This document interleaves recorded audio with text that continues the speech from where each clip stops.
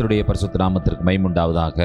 இந்த மாலை வேளையிலே கூடி வந்திருக்கிற உங்கள் அனைவரையும் ஆண்டவராகிய இயேசு கிறிஸ்துவின் வெளியேறப்பெற்ற நாமத்தில் அன்போடு வாழ்த்துகிறேன். வெளிப்படுத்தின விசேஷத்தினுடைய தொடர் போதனையிலே கர்த்தருடைய பெரிதான கிருபையினால் 19 அதிகாரங்களை நிறைவு செய்ய ஆண்டவர் நமக்கு கிருபை பாராட்டியிருக்கிறார். அதற்காக நான் ஆண்டவருக்கு நன்றி சொல்லுகிறேன். இன்றைக்கு வெளிப்படுத்தின விசேஷம் 20ஆம் அதிகாரத்திலிருந்து சில காரியங்களை நாம் சுருக்கமாக தியானிக்கப் போகிறோம். நம்முடைய தியானத்திற்காக வெளிப்படுத்தின விசேஷம் 20ஆம் அதிகாரம் 1 முதல் 6 வசனங்களை நாம் வாசிக்க கேட்கலாம். வெளிப்படுத்தல் 20ஆம் அதிகாரம் 1 முதல் 6 வசனங்கள். ஒரு தூதன் பாதாளத்தின் திறவுகோலையும் பெரிய சங்கிலியையும் தன் கையிலே பிடித்துக்கொண்டு வானத்திலிருந்து இறங்கி வர கண்டேன்.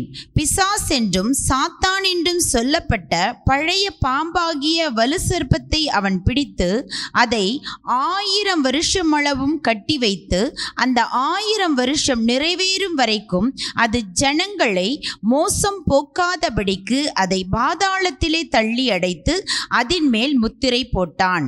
அதற்கு பின்பு அது கொஞ்ச காலம் விடுதலையாக வேண்டும். அன்றியும் நான் சிங்காசனங்களை கண்டேன், அவைகளின் மேல் உட்கார்ந்தார்கள். நியாய தீர்ப்பு கொடுக்கும்படி அவர்களுக்கு அதிகாரம் அளிக்கப்பட்டது. இயேசுவை பற்றிய சாட்சி நிமித்தமும் தேவனுடைய வசனத்தின் நிமித்தமும் சிரச்சேதம் பண்ணப்பட்டவர்களுடைய ஆத்துமாக்களையும் மிருகத்தையாவது அதன் சொரூபத்தையாவது வணங்காமலும் தங்கள் நெற்றியிலும் தங்கள் கையிலும் அதன் முத்திரையை தரித்து கொள்ளாமல் இருந்தவர்களையும் கண்டேன். அவர்கள் உயிர்த்து கிறிஸ்துவுடனே கூட 1000 வருஷம் அரசாண்டார்கள். மரணமடைந்த மற்றவர்கள் அந்த 1000 வருஷம் முடியும் அளவும் உயிரடையவில்லை. இதுவே முதலாம் உயிர்த்தெழுதல். முதலாம் உயிர்த்தெழுதலுக்கு பங்குள்ளவன் பாக்கியவானும் பரிசுத்தவானுமாயிருக்கிறான். இவர்கள் மேல் 2ஆம் மரணத்திற்கு அதிகாரம் இல்லை. இவர்கள் தேவனுக்கும் கிறிஸ்துவுக்கும் முன்பாக ஆசாரியராயிருந்து அவரோடே கூட 1000 வருஷம் அரசாளுவார்கள். ஆமென். இந்த வேத வாக்கியங்கள் நம்ம அனைவருக்கும் பரிச்சயமான வேத வாக்கியம். நாம் 1000 வருட அரசாட்சியை பற்றி எப்பொழுதெல்லாம் தேவனுடைய வார்த்தையை கேட்கிறோமோ அப்பொழுதெல்லாம் இந்த பகுதிகள் மிகவும் பிரபல்யமாகவும் எல்லாராலும் பரிச்சயமாகவும் வாசிக்கப்படுகிற வேத பகுதி. இந்த நாளில் நம்முடைய தியானத்தில் இதுவரை நாம் என்னெல்லாம் பார்த்தோம்னு சொல்லி பார்த்தீங்கன்னா, பாபிலோன் நகரம் ஆண்டவர் படிப்படியாக காரியங்களை செய்து கொண்டு வருகிறதை நாம் பார்க்கிறோம். பாபிலோன் நகரம் வீழ்ந்தது என்று சொல்லி தூதன் சொன்னான். அந்த பாவமான நகரங்கள், பட்டணங்கள் கீழே விழத்தள்ளப்படுகிறதை நீங்கள் கண்டுபிடிக்கிறீர்கள். அடுத்தது மிருகம் என்று சொல்லப்படுகிற அந்த சாத்தான் முடிவிற்கு வருகிறான். அடுத்தபடியாக சர்வாதிகாரி, அவனுக்கு ஆண்டவர் ஒரு முடிவை கொடுக்கிறார். கடைசியாக கள்ளத்தீர்க்கதரிசி. இவைகளெல்லாம் நாம் ஏற்கனவே பார்த்து விட்டோம், எப்படி ஆண்டவர் இவர்களெல்லாம் முடிவு கொண்டு வருகிறார் என்று சொல்லி. இப்பொழுது கடைசியாக என்ன நடைபெறுகிறது என்று சொன்னால், ஒரு தூதன் பாதாளத்தின் திறவுகோலையும் பெரிய சங்கிலியையும் தன் கையிலே பிடித்து கொண்டு வானத்திலிருந்து இறங்கி வர கண்டேன். ஒரு கையில திறவுகோல் கீ, இன்னொரு கையில சங்கிலி.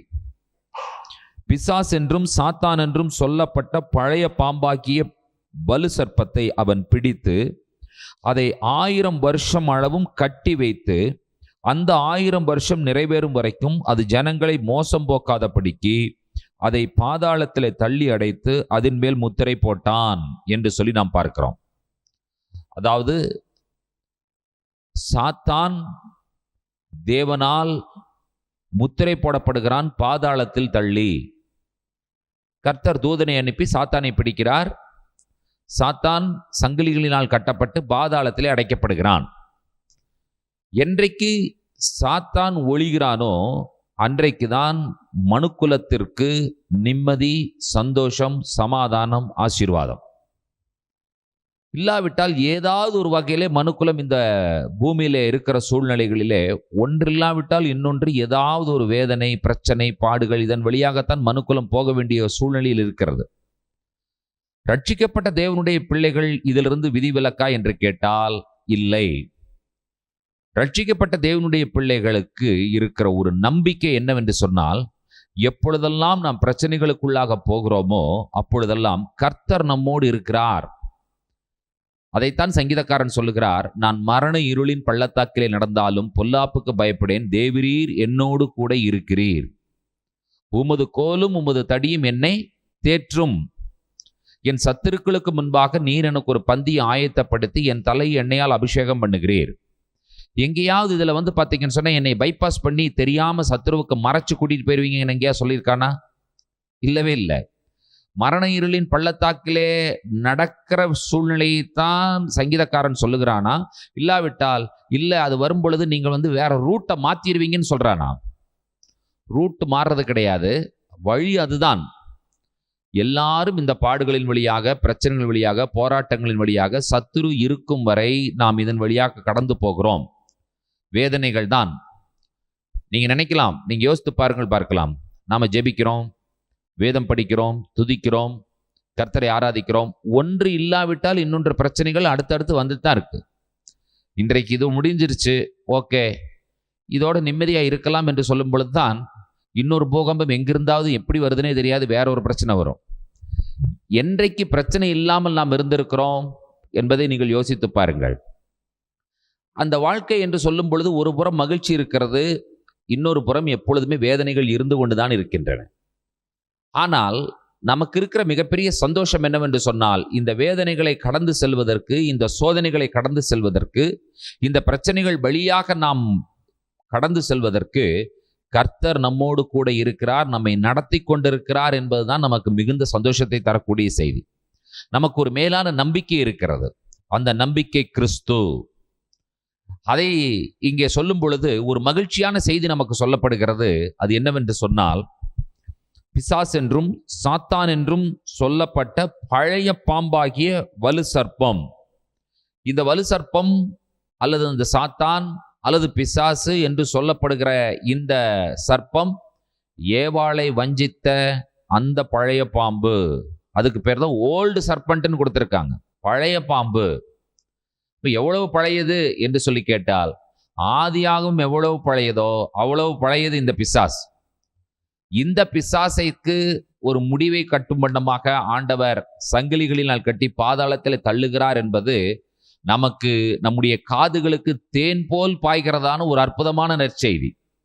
அப்போ இனி என்ன இருக்காது என்று சொல்லி கேட்டால், துக்கமோ கவலையோ வேதனைகளோ, ஒன்று போயிடுச்சுப்பா, இனி அடுத்தது எப்போ வரும் அப்படின்னு சொல்லி நம்ம உட்கார்ந்துட்டு இருக்கிறோம் இல்லையா? இந்த பிரச்சனை முடிஞ்சிருச்சு அப்படின்னா நமக்கு அடுத்தது என்ன?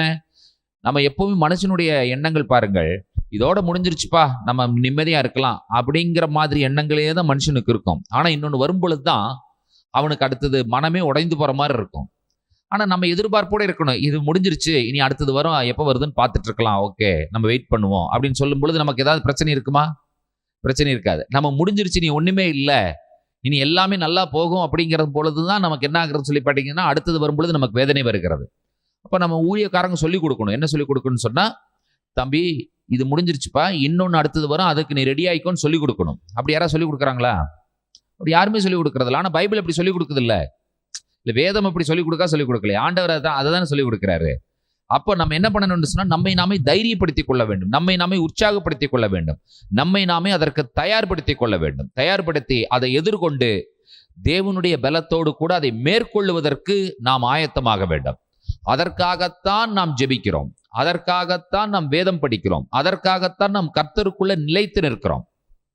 அதாவது பிரச்சனைகளை மேற்கொள்ளுவதற்காக நாம் ஜெபிக்கிறோமா, பிரச்சனைகளே வேண்டாம் என்று சொல்லி தடுத்து அணை போட்டு நிறுத்துங்க ஆண்டவரேங்கிறக்காக நாம் ஜெபிக்கிறோமா? மேற்கொள்ளுவதற்கு நாம் ஜெபிக்கிறோம். நீங்க என்னைக்குமே பார்த்தீங்கன்னு சொன்னா, இந்த பிரச்சனையை வேண்டாம், இதை நிறுத்திடுங்க அப்படின்னு சொல்லி நீங்க ஜெபிக்கிறது கிடையாது. அப்படி ஜெபிக்கவும் முடியாது. ஆக்சுவலா ஏன் ஜெபிக்க முடியாதுன்னு சொன்னா, அது ஆண்டவர் நியமித்து காரியங்கள் நம்மை சீர்படுத்துவதற்காக ஆண்டவரால் அனுமதிக்கப்படுகிற காரியங்கள். ஆகினால நாம் என்ன செய்ய வேண்டும் என்று சொன்னால், ஆண்டவரே, ஒரு பிரச்சனை முடிஞ்சு எனக்கு நீங்க இதை வெற்றியை கொடுத்திருக்கீங்க, இல்ல நீங்க சமாதானத்தை கொடுக்கிறீங்க, ரொம்ப சந்தோஷம், நன்றி, ஹல்லேலூயா, பிரைஸ் தி லார்ட். அடுத்த ஆண்டவர் என்ன தெரியுமா சொல்லணும்? அடுத்து எப்போ வரும்னு நான் காத்துட்டு இருக்கிறேன் ஆண்டவரே, நான் என்னை தயார் பண்ணி கொள்வதற்கு, இன்னும் பைபிள் படித்து ஜெபம் பண்ணுறதுக்கு என்னை நீங்கள் அதற்கு தயார்படுத்திக் கொள்ளுங்க. 7ஆம் கிளாஸ் பாஸ் பண்ணியாச்சு, இனி அடுத்தது எத்தனாம் கிளாஸ் பாஸ் பண்ணணும்? 8ஆம் கிளாஸ் பாஸ் பண்ணணும். 7ஆம் கிளாஸ் ஈஸி, அடுத்தது 8ஆம் கிளாஸ் போகும்பொழுது அது கொஞ்சம் கஷ்டமாக தான் இருக்கும். 7ஆம் கிளாஸ் பாஸ் பண்ணிட்டு அதுக்கப்புறம் 6ஆம் கிளாஸ் பாஸ் பண்ணுறதுனா ஈஸி தான் இல்லையா? அது கொஞ்சம் ஸ்லோவாக தான் இருக்கும், அது இதை விட கீழே தான் போகிறோம். 8ஆம் கிளாஸ் படித்த பையனை போய் நீ 2ஆம் கிளாஸ் படித்து எக்ஸாம் எழுதி பாஸ் பண்ணால் ஈஸியாக பாஸ் பண்ணிடுவான்ல. ஆனால் 8ஆம் கிளாஸ்லேருந்து 2ஆம் கிளாஸ்க்கு போகிறீங்களா, இல்லை 8ஆம் கிளாஸ்லேருந்து 9ஆம் கிளாஸ்க்கு போகிறதுக்கு நீங்கள் ரெடியாக இருக்கீங்களா? 9க்கு போகிறதுக்கு நம்ம ரெடியாக இருக்கோம். 8லிருந்து யாருமே 6க்கோ அல்லது 5க்கோ 3க்கோ போகிறதுக்கு நம்ம ரெடியாக இல்லை. அப்போ 8லிருந்து 9 கஷ்டமாக இருக்குமா, கஷ்டமாக இருக்காதா?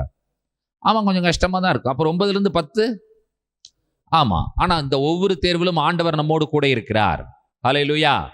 கர்த்தர் நம்மை நடத்துகிறார், கர்த்தர் நம்மை போஷிக்கிறார், கர்த்தர் நம்மோடு கூடவே இருக்கிறார். அதற்காகத்தான் இந்த வசனங்கள் எல்லாம் நம்ம படிக்கிறோம். இந்த வசனங்கள் படிக்கும் பொழுதுதான் அந்த வார்த்தைகள் நமக்கு என்ன சொல்லுகிறது என்று சொன்னால், அக்னியில் நடந்தாலும் நீ வேகாதிருப்பாய், தண்ணீர்களை கடக்கும் பொழுது தண்ணீர்கள் உன்மேல் மூழ்காது. இதையெல்லாம் ஆண்டவருடைய வார்த்தைகளை நாம் படிப்பதற்கு என்ன காரணம்? கர்த்தர் நம்மை நடத்துகிறார் என்பதற்காக. ஒரு அல்லேலூயா சொல்லுவோமா? ஹல்லேலூயா. அப்ப இந்த பிசாசு என்பவன் எவ்வளவு நாள் அவன் கட்டி வைக்கப்பட்டிருக்கிறான் என்று சொன்னால் 1000 வருடங்கள் அவன் கட்டி வைக்கப்பட்டிருக்கிறான். 4வது வசனத்தை வாசிக்க கேட்கலாம். அன்றியும் நான் சிங்காசனங்களை கண்டேன், அவைகளின் மேல் உட்கார்ந்தார்கள், நியாய தீர்ப்பு கொடுக்கும்படி அவர்களுக்கு அதிகாரம் அளிக்கப்பட்டது. இயேசுவை பற்றிய சாட்சி நிமித்தமும் தேவனுடைய வசனத்து நிமித்தமும் சிரசேதம் பண்ணப்பட்டவர்களுடைய ஆத்துமாக்களையும் மிருகத்தையாவது அதன் சொரூபத்தையாவது வணங்காமலும் தங்கள் நெற்றியிலும் தங்கள் கையிலும் அதன் முத்திரையை தரித்துக் கொள்ளாமலும் இருந்தவர்கள் கண்டேன். அவர்கள் உயிர்த்து கிறிஸ்துவுடனே கூட 1000 வருஷம் அரசாண்டார்கள். இதற்கு முந்தின அதிகாரங்களில் நாம் எல்லாவற்றையும் நாம் விரிவாக பார்த்திருக்கிறோம். நெற்றியிலே முத்திரை போடுவது, கைகளிலே முத்திரை போடுகிற விஷயங்கள் எல்லாவற்றையும் நான் தெளிவாக பார்த்திருக்கிறோம். இன்றைக்கு இந்த நெற்றி கை என்கிறதான இந்த 2 விஷயத்தை நீங்கள் பார்க்கும் பொழுது, இதை ஏன் நெற்றியிலும் கைகளிலும் இவர்கள் குறிக்கிறார்கள் என்கிற விஷயத்தை நீங்கள் புரிந்து கொள்ள வேண்டும். ஃபர்ஸ்ட் பார்த்தீங்கன்னு சொன்னா, இந்த வசனத்தை நீங்கள் திருப்பி படியுங்கள். அதாவது நீங்க எங்க படிக்கணும்னு சொன்னா, உபாகமத்தின் புஸ்தகம் 6ஆம் அதிகாரத்துக்கு நேரம் உங்களுடைய கவனத்தை திருப்புங்கள். உபாகமம் 6ஆம் அதிகாரம். நீங்க என்ன கேட்கக்கூடாது, என்ன வெளிப்படுத்தலுக்கும் உபாகமத்துக்கும் என்ன தொடர்பு இருக்கிறது என்று சொல்லி. வேதாகமத்தில் எல்லா வசனங்களுக்கும் எல்லா இடத்திலும் தொடர்பு இருக்குது, இருக்கா இல்லையா? ஓகே, இப்போ நீங்க என்ன செய்யணும்? உபாகமம் 6, 6, 7, 8. இன்று நான் உனக்கு கட்டளையிடுகிற இந்த வார்த்தைகள் உன் இருதயத்தில் இருக்க கடவது. இன்று நான் உனக்கு கட்டளையிடுகிற இந்த வார்த்தைகள் எல்லாம் உன் இருதயத்தில் இருக்க கடவது. நீ அவைகளை உன் பிள்ளைகளுக்கு கருத்தாய் போதித்து, நீ அவைகளை உன் பிள்ளைகளுக்கு கருத்தாய் போதித்து, நீ உன் வீட்டில் உட்கார்ந்திருக்கிற போதும், நீ உன் வீட்டில் உட்கார்ந்திருக்கிற போதும், வழியில் நடக்கிற போதும், வழியில் நடக்கிற போதும், படுத்துக் கொள்ளுகிற போதும், படுத்துக் கொள்ளுகிற போதும், எழுந்திருக்கிற போதும், எழுந்திருக்கிற போதும் அவைகளை குறித்து பேசி, அவைகளை குறித்து பேசி, அவைகளை இப்ப பாருங்க, அவைகளை உன் கையின் மேல் அடையாளமாக கட்டிக்கொள்வாயாக, கையின் மேல் அடையாளமாக கட்டிக்கொள்வாயாக. அவைகள் உன் கண்களுக்கு நடுவே ஞாபக குறியாய் இருக்க கடவது. இப்ப இந்த விஷயத்தை நாம் ஒரு நாளும் நாம் கவனப்படுத்தி இந்த வசனத்தை நாம் பார்த்ததே கிடையாது. இந்த வசனங்களை யூதர்கள் என்ன செய்கிறார்கள் என்று சொன்னால், எழுத்தின் பிரகாரம் கடைபிடிக்கிறவர்களாக இருக்கிறார்கள். எப்படி எழுத்தின் பிரகாரம் கடைபிடிப்பது என்பது என்ன அப்படின்னு கேட்டீங்கன்னா, இங்கே சொல்லப்பட்டிருக்கிறது, இந்த நியாயப்பிரமாணத்தில் சொல்லப்பட்ட வார்த்தைகள் உன் கைகளில் கட்டப்பட்டிருக்க வேண்டும், உன்னுடைய 2 கண்களுக்கும் நடுவே. அப்படிதானே இருக்கு? 2 கண்ணுக்கு நடுவேன்னா எங்கன்னு கொட்டி கேட்டீங்கன்னா இந்த இடத்தான். அப்ப அது எந்த இடத்துல வந்துடும் கேட்டீங்க? நெற்றியில வந்துடும். இப்ப நீங்க ஒரு விஷயத்தை நீங்கள் மனதில் பதிக்க வேண்டும். கை, அடுத்தது நெற்றி. கையிலும் நெற்றியிலும் ஆண்டவர் எதை வைக்க சொல்லுகிறார் என்று சொன்னால், தேவனுடைய வார்த்தையை கட்டி கொள்ள சொல்லுகிறார். நம்ம என்றைக்காவது கையிலும் நெற்றியிலும் தேவனுடைய வார்த்தையை கட்டி இருக்கமா? இல்ல.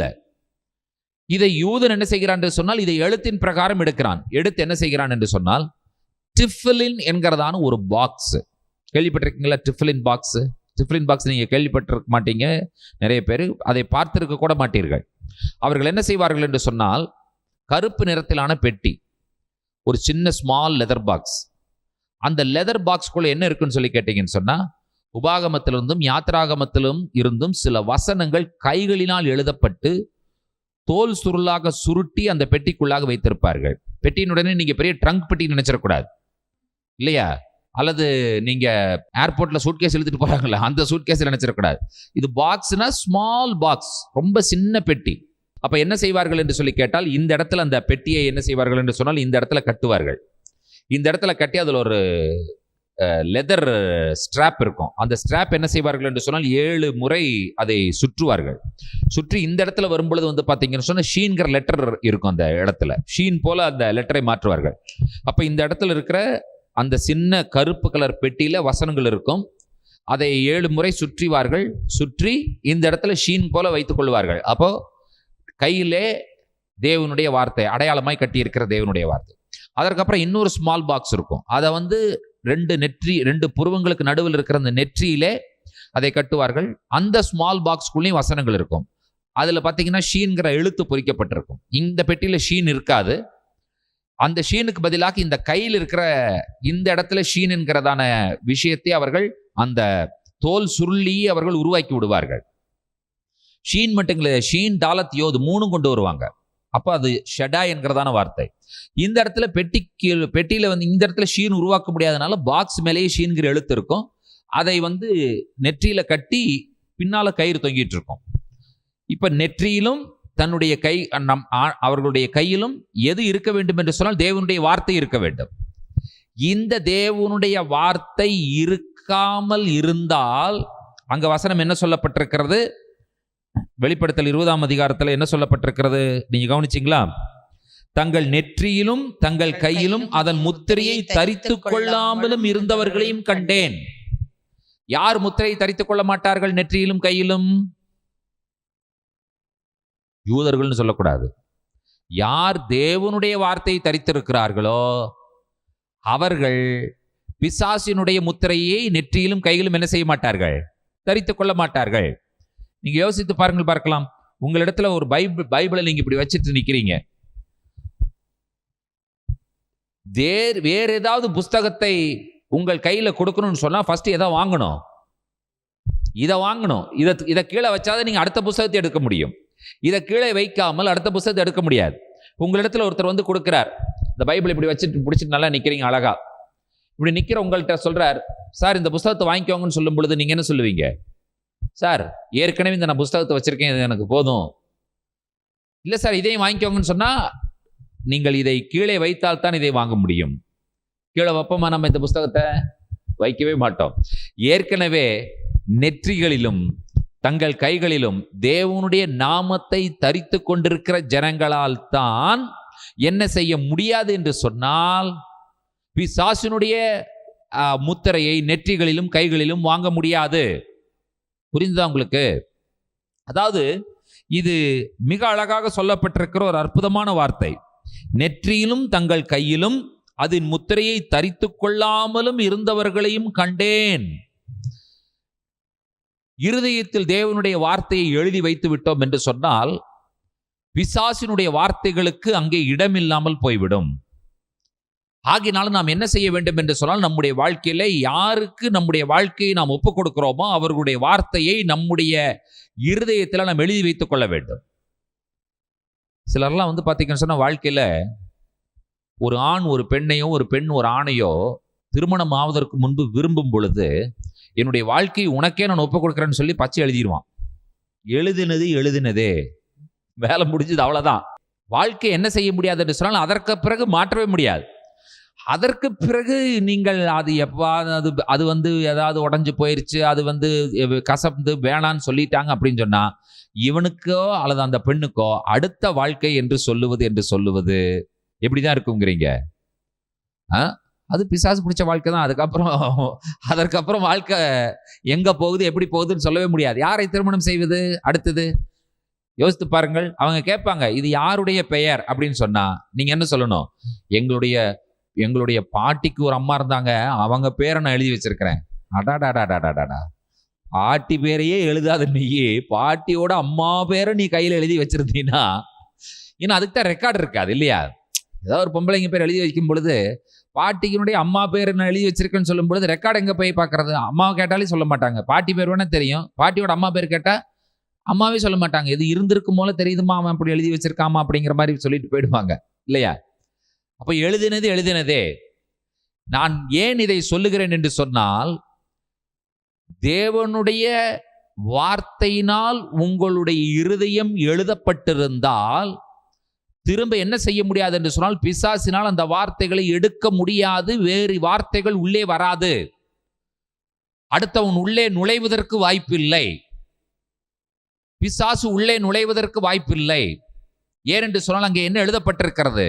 தேவனுடைய வார்த்தை எழுதப்பட்டிருக்கிறது. கவனிங்கள், ஏன் நெற்றி ஏன் கை என்று சொல்லும் பொழுது, இந்த நெற்றி என்று சொல்லும் பொழுது இதற்குள்ளாக மூளை இருக்கிறது. இந்த கை என்று சொல்லும் பொழுது இதற்கு அருகே இருதயம் இருக்கிறது. தேவனுடைய வார்த்தை நம்முடைய இருதயத்திலே பதிக்கப்பட வேண்டும். இது இருதயம். யூதர்கள் என்ன சொல்லுகிறார்கள் என்று சொன்னால், இதையும் இருதயம் என்று சொல்லித்தான் சொல்லுகிறார்கள். ஆனால் இதற்கு என்ன பெயர் என்று சொன்னால், மேல் இருதயம், அப்பர் ஹார்ட், லோவர் ஹார்ட், கீழ் இருதயம். நாம் மூளை என்று சொல்லுகிற விஷயத்தை மேல் இருதயம் என்றும், நாம் இருதயம் என்று சொல்லி குறிப்பிடுகிற விஷயத்தை கீழ் இருதயம் என்று சொல்லியும் யூதர்கள் சொல்லுகிறார்கள். இந்த ரெண்டு ரொம்ப முக்கியம். நாம் எதையெல்லாம் கற்றுக்கொள்ளுகிறோமோ அவைகள் எங்கே போகிறது என்று சொன்னால் மூளைக்குள்ளாக போகிறது. எடுத்தது எங்க போகிறது? டைரக்டா ஹிட் ஆகிறது என்று சொன்னால் மூளையைத்தான் ஹிட் பண்ணுகிறது. அதற்கு பிறகு நீங்கள் என்ன செய்ய வேண்டும் என்று சொன்னால், அதை குறித்து சிந்திக்க வேண்டும், அதை தியானம் செய்ய வேண்டும். அதற்கு பேர் தான் மெடிடேஷன் என்று பெயர். மெடிடேஷன். இந்த மெடிடேஷன் பண்ணும் பொழுது என்ன நடக்கிறது என்று சொல்லி கேட்டீர்கள் என்று சொன்னால், மேல் இருதயத்தில் சொல்லப்பட்ட, மேல் இருதயத்தினால் வாங்கப்பட்ட வார்த்தை கீழ் இருதயத்திற்கு நேராக கடத்தப்படுகிறது.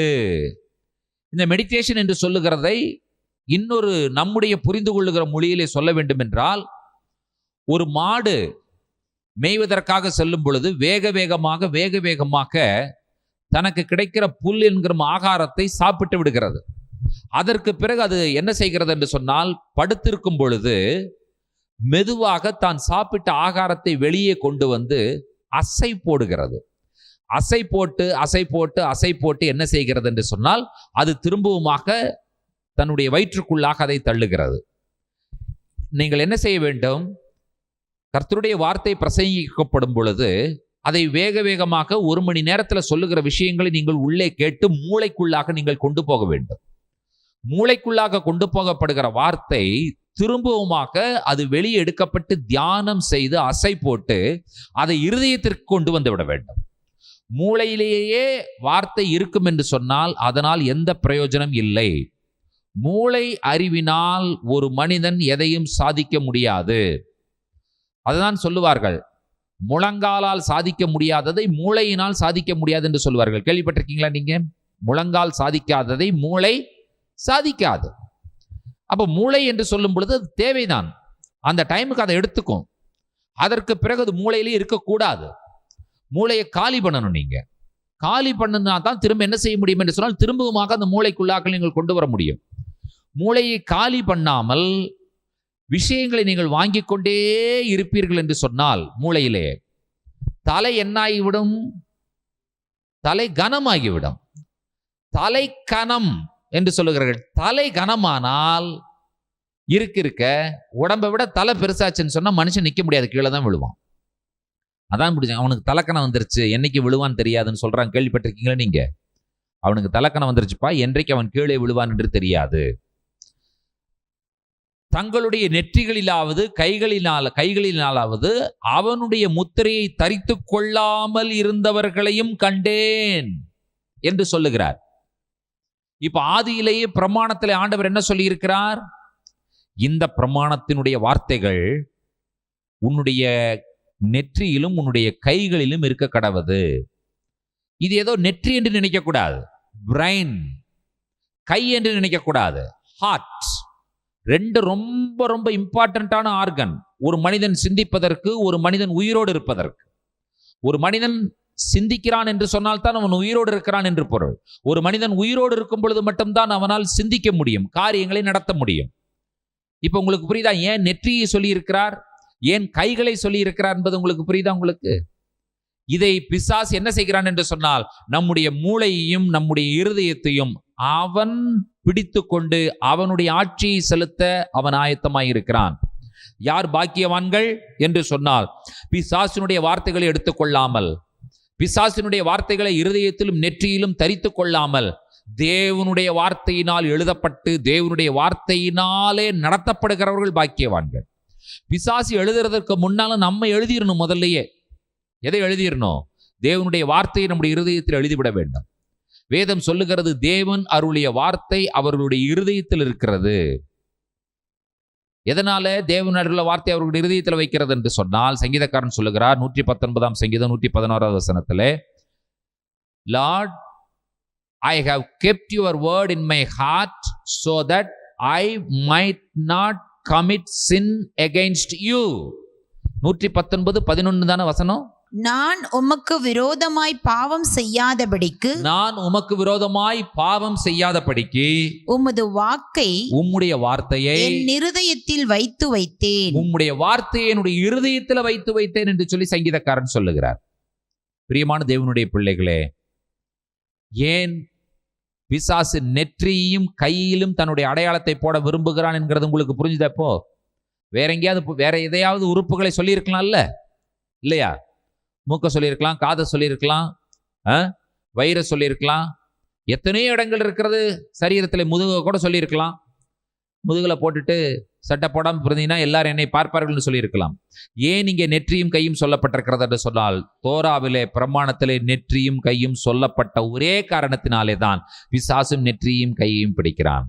மூளையும் இருதையும் என்பது அதனுடைய பொருளாயிருக்கிறது. கவனிங்கள், அவர்கள் உயிர்த்தார்கள், கிறிஸ்துவுடனே கூட 1000 வருடம் அரசாண்டார்கள். எவ்வளவு பெரிய மேன்மை, எவ்வளவு பெரிய பாக்கியம் என்பதை நீங்கள் புரிந்து கொள்ள வேண்டும். கிறிஸ்து ஆட்சி செய்யும் பொழுது, கிறிஸ்துவனுடைய அரசாட்சி வரும் பொழுது அங்கே என்ன நிலவும் என்று சொன்னால், சமாதானம் நிலவும். இராணுவம் இருக்காது, காவல் துறை அதிகாரிகள், போலீஸ் டிபார்ட்மெண்ட்டே இருக்காது, நீதி என்கிற கோர்ட் சிஸ்டம் எதுவுமே இருக்காது. கிறிஸ்து 1000 வருடம் அரசாட்சி செய்யும் பொழுது பூரணமான சமாதானம் நிலவும் என்பதை நாம் அறிந்திருக்கிறோம். மனிதர்களுக்குள்ளாக மட்டும் இருக்கிற பகை தீருவது என்பது இல்லை. இன்றைக்கு நீங்கள் வனத்திற்கு செல்வீர்கள், காடுகளுக்கு செல்வீர்கள் என்று சொன்னால், மிருகங்கள் ஒன்றுக்கொன்று பகையோடு தான் சுற்றி கொண்டிருக்கின்றன. ஆமாவா இல்லையா? மான கண்டா புலி முடிஞ்சது, அவ்வளவுதான். எவ்வளவு ஆக்ரோஷமாக பாய்கிறது. அதே புலி நீரோடையில தண்ணி குடிக்க வரும் பொழுது முதல்ல அதை பிடிச்சிட்டு போகுது. மிருகங்கள் ஒன்றுக்கொன்று ஆக்ரோஷமாக இருக்கின்றன. ஒண்ணு வேணா, நீங்க 2 நாய் வளர்த்துங்க வீட்டுல. ஒரு தட்டுல சாப்பாடு வச்சீங்கன்னா 2 நாய் ஒன்னா சாப்பிடாது. தட்டில் இருக்கிற சாப்பாடெல்லாம் எங்கே போகுதுன்னு தெரியாது, 2 சண்டை போடும். எவ்வளவு கோபம் வருகிறது மிருகங்களுக்கு, பாத்தீங்களா நீங்க? சண்டை போடுகின்றன. தேவனுடைய 1000 வருட அரசாட்சியிலே மனிதர்களுக்கு மத்தியில மட்டும் சமாதானம் இல்லை, மிருகங்களுக்கு இடையிலும் சமாதானம். ஆமென். இது எவ்வளவு அற்புதமான ஒரு சந்தோஷமான விஷயம் என்பதை நீங்கள் யோசித்து பாருங்கள். இது யாருக்கு கிடைக்கிறது என்று சொன்னால், யார் தேவனுடைய வார்த்தையின்படி நடக்கிறார்களோ அவர்களுக்கு கிடைக்கிறது என்பதுதான் சுருக்கமாக நாம் புரிந்து கொள்ள வகையிலே சொல்ல வேண்டும் என்று சொன்னால் அவ்வளவுதான். நான் தேவனுடைய வார்த்தையின்படி நடந்தால் நான் 1000 வருடம் கிறிஸ்துவுடனே கூட அரசாளுவேன். யாரோடு கூட அரசாளுகிறோமா? கிறிஸ்துவுடனே கூட நாம் 1000 வருடம் அரசாளுகிறோம். நாம் ஜெபிக்கிறோம், ஆண்டவரே உம்முடைய ராஜ்யம் வருவதாக என்று சொல்லி நாம் ஜெபிக்கிறோம். தேவனுடைய ராஜ்யம் வரும் பொழுதுதான் தேவனுடைய சமாதானம் நிலவும். நம்முடைய ஆண்டவராய் இயேசு கிறிஸ்துவுக்கு ஒரு பெயர் சமாதான பிரபு, சார் ஷலோம் என்று பெயர். சங்கீதம் 122 சங்கீதத்திலே ஒரு வசனம் இருக்கிறது, எருசலேமின் சமாதானத்திற்காக வேண்டிக் கொள்ளுங்கள், உன்னை நேசிக்கிறவர்கள் சுகித்திருப்பார்களாக.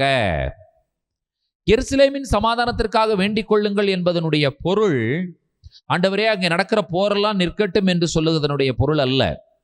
எருசலேமின் சமாதானம் என்று சொல்லும் பொழுது அந்த எருசலேம் என்கிறதான அந்த பட்டணத்தினுடைய பெயரிலேயே சமாதானம் என்கிறதான வார்த்தை அடங்கி இருக்கிறது. யெரூஷலாயிம். யெரூஷலாயிம் அப்படின்னா தேவனுடைய சமாதானத்தின் நகரம்.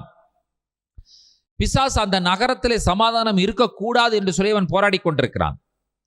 எருசலேமின் சமாதானத்திற்காக வேண்டிக் கொள்ளுங்கள் என்கிற வார்த்தையினுடைய உண்மையான பொருள் என்னவென்று சொன்னால், மேசியாவாகிய சமாதான பிரபுவே, நீர் சீக்கிரம் வாரும். அவர் நீர் வரும்பொழுது மட்டும்தான் இந்த பட்டணத்திலே சமாதானம் நிலவும். இந்த பட்டணம் சமாதானமாயிருந்தால் உலகம் முழுவதும் சமாதானமாயிருக்கும். அதுதான் அதனுடைய பொருள். நம்முடைய மேசியாவாகிய ஆண்டவராய் இயேசு கிறிஸ்து சீக்கிரம் வரப்போகிறார்.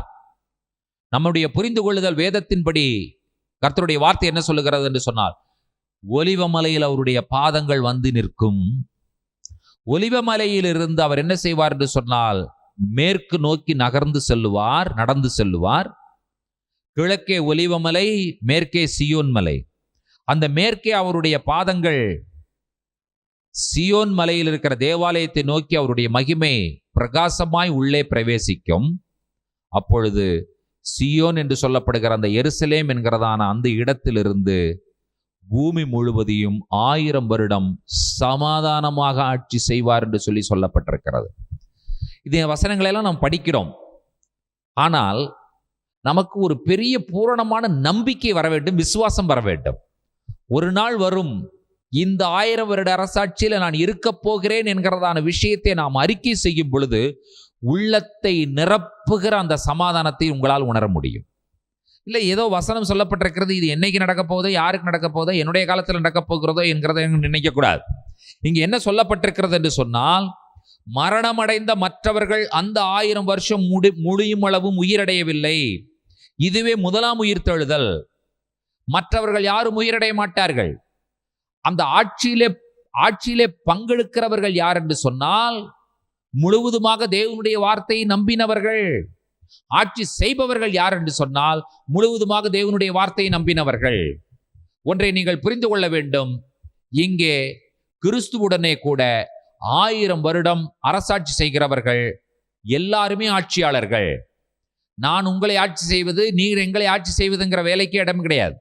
நீங்க என்ன நினைக்க கூடாது, நான் 1000 வருடம் அரசாட்சி செய்வேன், அப்ப நான் உன்னை பார்த்துக்கிறேன் அப்படிங்கிற மாதிரி கதையே இல்லை, இல்லையா? அந்த டைம் வரட்டும், எனக்குன்னு ஒரு ஆட்சி காலம் வரும்பொழுது உன்னை கவனித்துக் கொள்ளுகிறேன். இல்லை, நாம் அனைவரையும் கிறிஸ்து ஆட்சி செய்வார். நாம் ஒருவருக்கொருவர் சமாதானமாக இருப்போம்.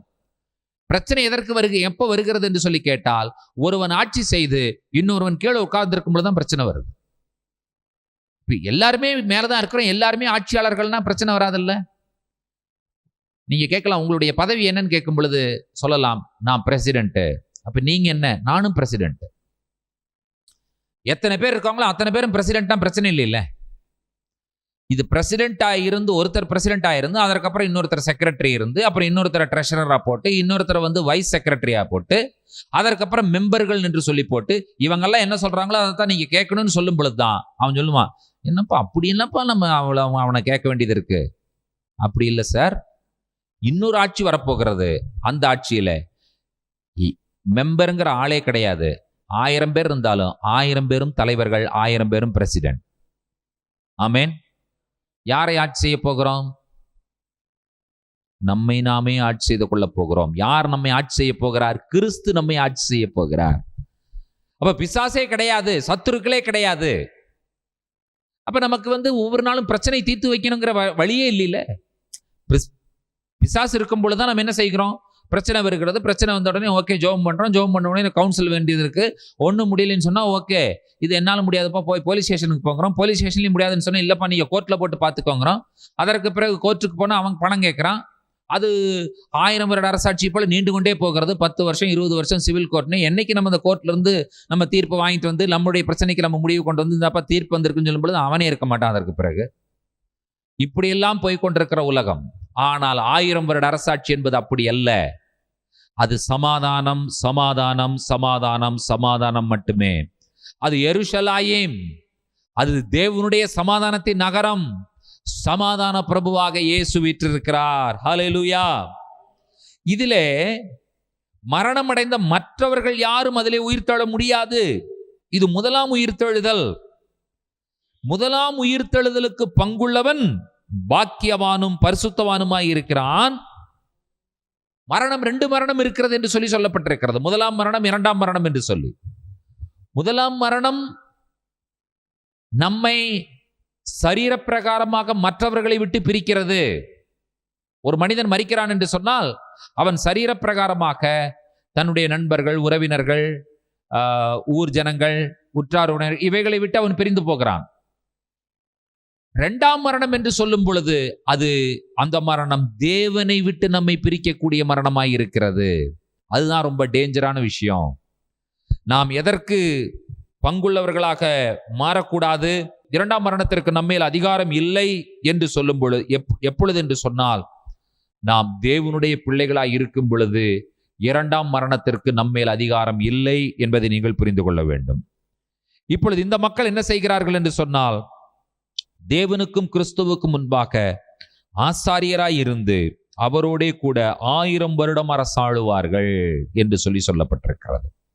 பிரியமான தேவனுடைய பிள்ளைகளை, நாம் என்ன இந்த 6 வசனங்களில் கற்றுக்கொண்டோம் என்று சொல்லி கேட்டால், நகரம் ஆண்டவர் முடிவுக்கு கொண்டு வருகிறார். அடுத்தது மிருகம் முடிவிற்கு வருகிறது. சர்வாதிகாரி முடிவிற்கு வருகிறான். கள்ளத்தீர்க்கதரிசி முடிவிற்கு வருகிறான். ஒவ்வொன்றாக முடிக்கிறார். கடைசியிலே சாத்தான் என்று சொல்லப்படுகிற பழைய பாம்பாகிய வலு சர்ப்பத்தை கர்த்தர் பாதாளத்தில் தள்ளி முத்திரை போடுகிறார். நெற்றிகளிலும் கைகளிலும் முத்திரையை தரித்து கொள்ளாத, சாத்தானுடைய வார்த்தைகளை ஏற்றுக்கொள்ளாத நபர்கள் கிறிஸ்துவுடனே கூட உயிரோடு எழுந்து 1000 வருடம் அரசாட்சி செய்கிறார்கள். அதைத்தான் பவுல் சொல்லும் பொழுது, இக்காலத்து பாடுகள் இனி வெளிப்பட போகிற மகிமைக்கு ஒப்பிடத்தக்கவைகள் அல்ல என்று சொல்லுகிறார். இந்த உயிர்த்தெழுதல் என்கிறதான விஷயத்தை புரிந்து கொள்ள வேண்டும் என்று சொன்னால், நாம் யாருடைய உயிர்த்தெழுதலை அறிந்திருக்க வேண்டும், யாருடைய உயிர்த்தெழுதலை அறிக்கை செய்ய வேண்டும் என்று சொன்னால், கிறிஸ்துவனுடைய உயிர்த்தெழுதலை நாம் அறிந்திருக்க வேண்டும். கிறிஸ்துவனுடைய உயிர்த்தெழுதலை அறிக்கை செய்ய வேண்டும். மரித்தவர்களில் கிறிஸ்து முதற்பலனானார் என்று சொல்லி பவுல் 1 கொரிந்தியர் 15ஆம் அதிகாரத்தில் சொல்லுகிறாரே, அந்த மரித்தவர்களில் முதற்பலன் கிறிஸ்து என்று சொன்னால், அதற்கு பிறகு வருகிற பலன்கள் யாரெல்லாம் என்று சொல்லி கேட்டால், நீங்களும் நானும் தான். நாம் உயிர்த்தெழுவோம் என்கிற மேலான நம்பிக்கையோடு இந்த உலகத்துல வாழ்ந்து கொண்டிருக்கிறோம். உயிர்த்தெழுந்து என்னப்பா செய்ய போறேன்னு கேட்டா, ஆட்சி செய்ய போகிறேன் நான். எத்தனை வருடங்கள்? தேர்தலே இல்லாமல் 1000 வருடம் ஆட்சி செய்ய போகிறோம் என்கிற அந்த மேலான விஷயத்தை இந்த வேத பகுதிகள் நமக்கு சொல்லிக் கொடுக்கின்றன. இந்த வேத பகுதிகளிலே நாம் இன்னொரு விஷயத்தை புரிந்து கொள்ளுகிறோம். 2ஆம் மரணம் நம்மை சேதப்படுத்துவது இல்லை என்கிற விஷயத்தை நாம் புரிந்து கொள்ளுகிறோம். ஆகையால் இந்த வசனத்தினுடைய சாராம்சம் என்ன என்று கேட்டால், யாரெல்லாம் தேவனுடைய வார்த்தையை ஏற்றுக்கொண்டு தேவனுடைய வார்த்தையை அவர்களுடைய மேல் இருதயத்திலும் கீழ் இருதயத்திலும் வைத்துக் கொள்ளுகிறார்களோ, அவர்கள் கிறிஸ்துவுடனே கூட உயிர்த்தெழுந்து 1000 வருடம் அரசாளுவார்கள் என்பதுதான் இந்த நாளில் நாம் கற்றுக்கொள்ளக்கூடிய தேவனுடைய வார்த்தை. ஆமேன். எத்தனை பேருக்கு இந்த நாளினுடைய தேவனுடைய வார்த்தைகள் ஆசீர்வாதமாய் இருந்தது? ஒரு அலையிலே சொல்லுவோமா?